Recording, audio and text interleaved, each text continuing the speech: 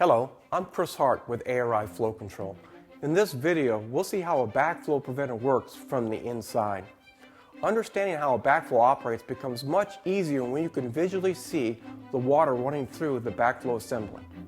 With a series of animated videos, we can illustrate the mechanical movements of the components during a back pressure and back siphonage condition.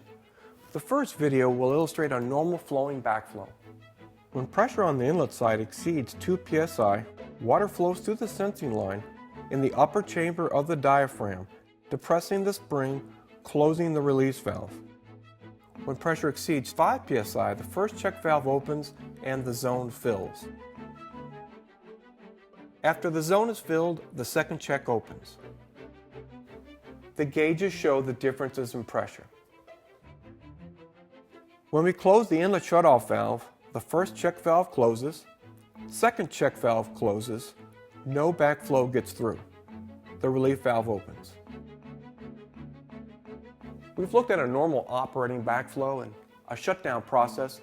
Let's turn our attention towards foul checks under both the back pressure and back siphonage conditions. The first failure is the debris in the first check. When there's debris in the first check, pressure between the relief valve chamber and the zone equalize, and the relief valve opens. A leak from the relief valve will alarm of the problem. Second failure is back pressure in the downstream. When the pressure in the downstream is higher than the pressure upstream, second check closes, then the first check closes. In the third failure, we'll see back pressure with debris in the second check. The pressure in the downstream is higher than the pressure upstream, and there's debris in the second check. Second check closes, then the first check closes. No contamination can get through the first check. When pressure goes up in the zone, the relief valve opens and the water drains out. The next failure occurs when there's leaks in both checks. The change in zone pressure will cause the relief valve to open. The leak will warn about the problem.